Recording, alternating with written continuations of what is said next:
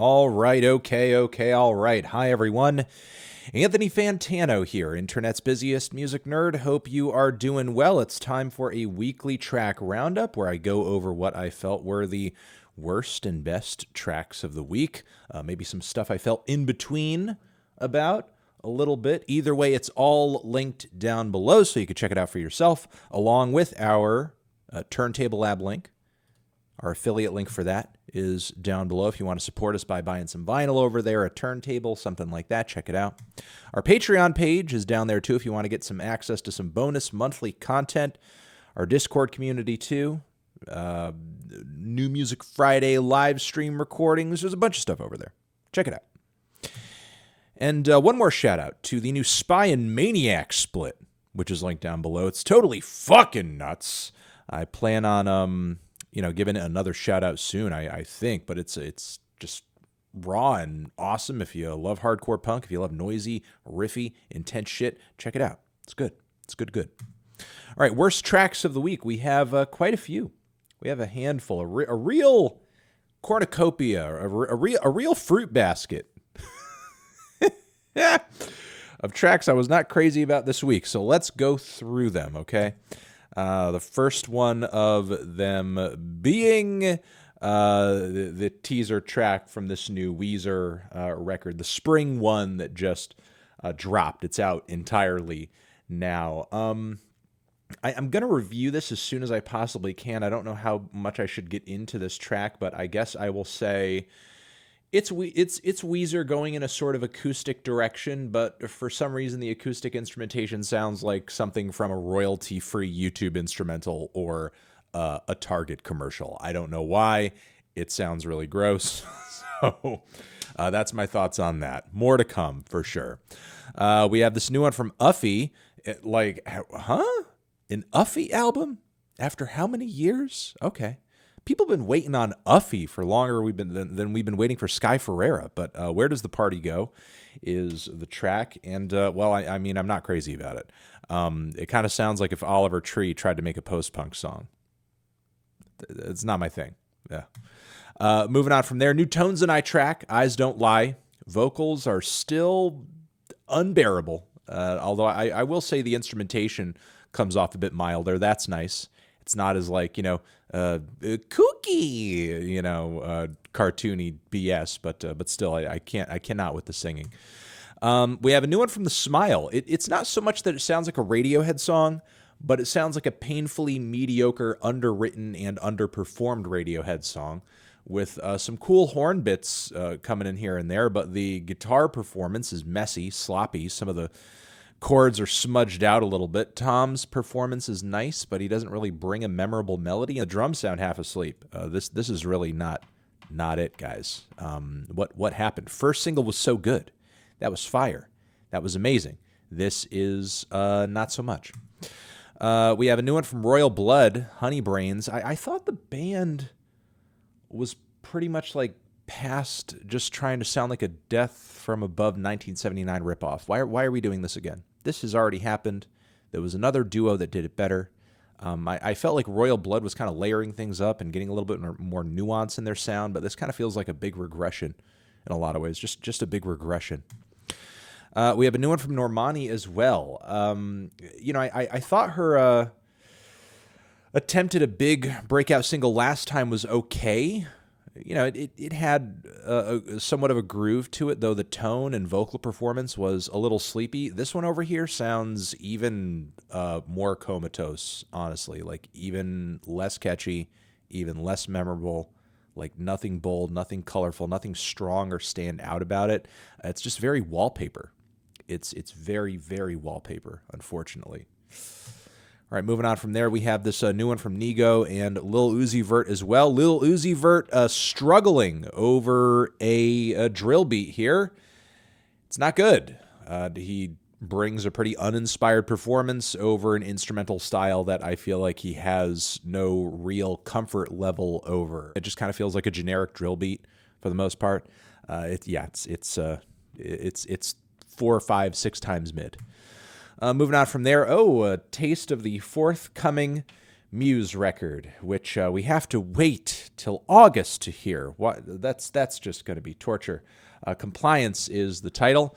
Seems like the band's really trying to write a bad 80s rock opera about the injustices of the world and maybe apocalypse for humanity.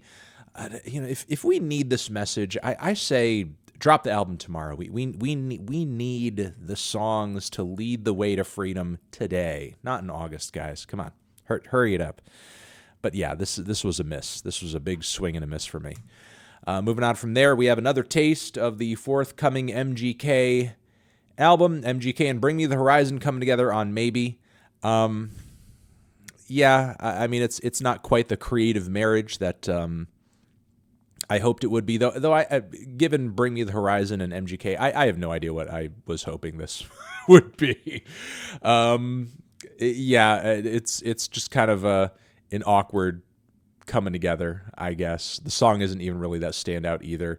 It's somehow less catchy than Emo Girl, but still rocks a bit harder than much of the stuff off of Tickets to My Downfall. So, you know what? Let's just see how mainstream sellout shapes up when we hear the whole thing. Let's give it the good old college try, even though the teasers have not been great. All right, songs that I was kind of on the fence with, but still wanted to shout out. They are as follows. We have a new one from Zola, Jesus, which kind of seems like a very airy, spacey, a little opera-inspired cut with, a pretty grand vocal build to it as well.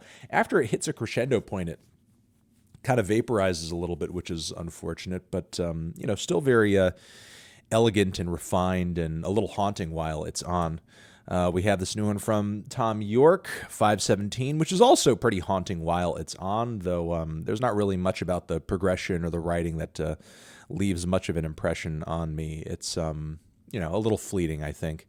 We have a new one from Ravyn Lenae, which I have some issues with the synths and the guitar tone and the perks being chosen on this track. I don't think the sound of it is the best, but with that being said, like the groove of the production, the groove, the pocket it's locked into is great. It's very well assembled, and Ravyn Lenae's vocal performance is very good as well, especially some of those like really breathy falsettos that she's hitting. Beautiful, great. I still think she deserves all the attention in the world and is certainly someone to look out for in the coming years as far as she gets closer to rolling out a new record. We have a new one from Fivio Foreign, Quavo, Magic City, a pretty straightforward drill cut about the strip club. Yeah, I mean, that's what you got to do. We have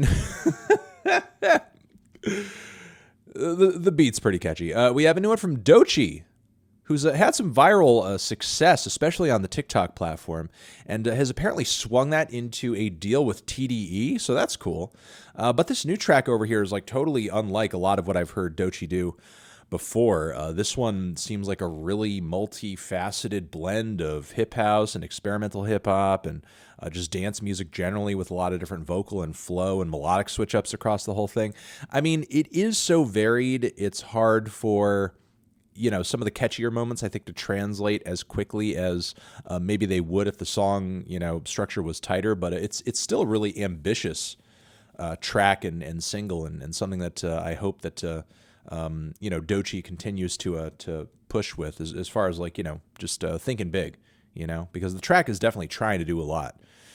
All right, let's move on from there. We have this new one, Blick from Coi Leray and Nicki Minaj. I think the track generally is fine. It's a trap banger with a kind of kooky chorus.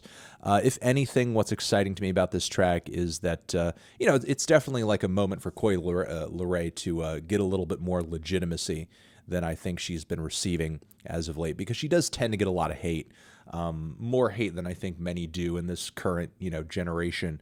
And, Nicki Minaj coming through with the endorsement here is, certainly nice and proof of her success. And the fact that, despite all the hate, she has not gone anywhere.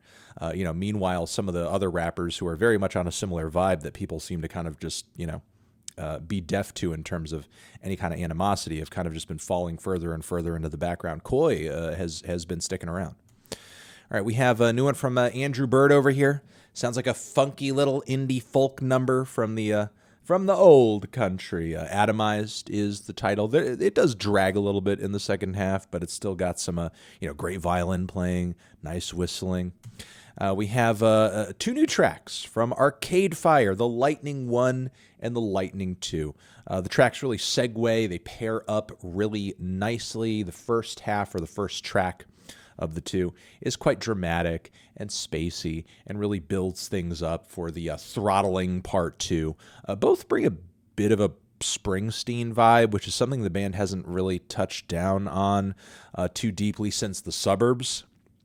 It's interesting to see that they would kind of go back to that a little bit, but whatever. I think it hits harder than some of the stuff they did on Reflector, that's for sure, although there are a lot of fans that are not crazy about my opinions on that record, or the one that followed it, frankly.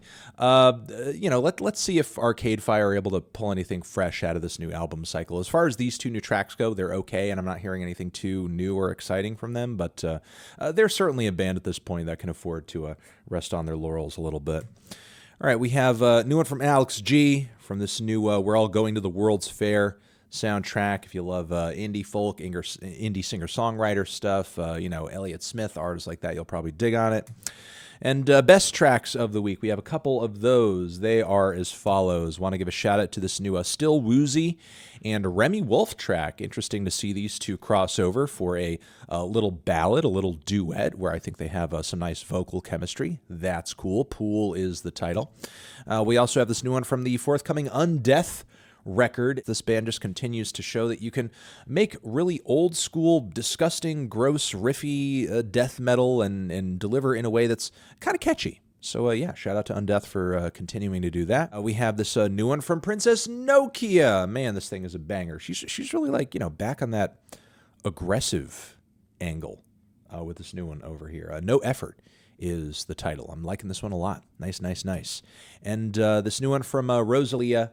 This HENTAI track, which is kind of like, the latest video and teaser to her new album, Motomami, which is out now, and I'm going to be reviewing ASAP, so I'm not going to give too many more thoughts on this track, other than to say I'm loving this one. Okay, cool. All right, that is the weekly track roundup. You're the best. Thank you very much for watching. Hopefully you got some good recommendations out of this video, although there were a lot of worse tracks, though, so, it is what it is. But again, regardless, it's all linked down below. Check it out for yourself.